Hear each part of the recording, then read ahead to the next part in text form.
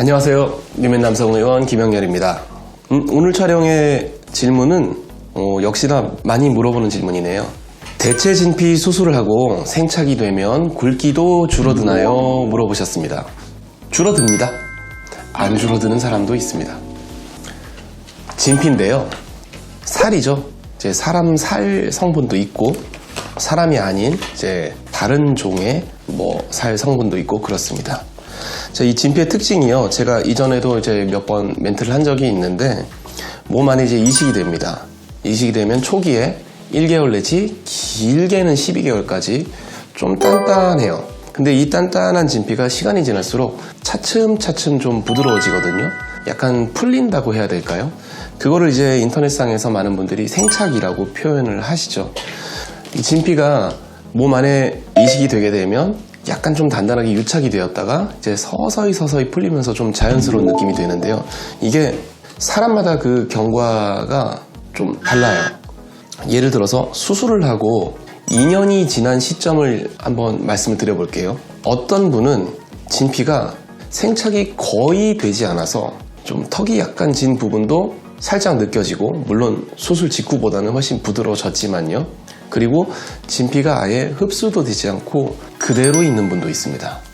어떤 분은요, 한 2년에 걸쳐서 조금씩 줄어드는 거예요. 점점 자연스러워지고 점점 부드러워지고 약간씩 10% 조금씩 줄어들다가 좀 도톰한 느낌을 남기고 그 상태 그대로 계속 가는 분도 있어요.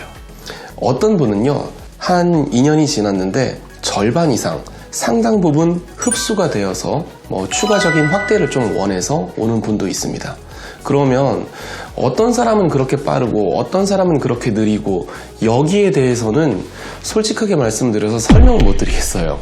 이게 사람이 좀 뚱뚱하다, 키가 작다, 성기가 좀 큰 편이다, 작은 편이다, 피부가 좀 얇은 편이다, 피부가 두꺼운 편이다, 이런 거에 통계적으로 크게 의미가 없이 좀 예측을 하기가 좀 어려울 정도로 사람마다 좀 차이가 많이 나거든요.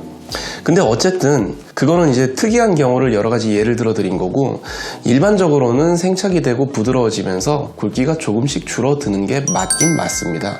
다만 이 진피 자체가 완벽하게 소멸한다기보다는요, 이제 저희 환자분들은 그럴 일이 없으시겠지만 저는 5년, 10년, 20년 지난 분들을 재수술 때문에 다시 열어서 눈으로 확인하고 이런 경우가 매일매일 있기 때문에, 이 진피가 본인이 생각했을 때는 아무것도 없는 것처럼 생착이 되고 흡수가 됐다고 느끼는 경우에도 안에 이제 재수술을 하기 위해서 열고 눈으로 직접 보면 진피 조직이 눈에 보여요. 대부분이요.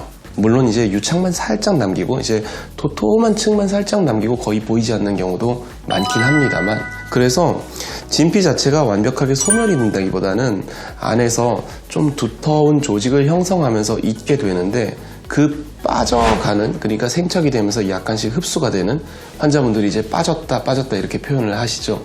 이 정도가 사람마다 예측하기가 상당히 힘들다는 그런 뜻입니다. 근데 다만 추가로 설명을 드리자면, 그러면 이제 좀 안 빠지게끔 수술이 가능한지 물어보실 건데, 그거는 실리콘 보형물 밖에는 없거든요.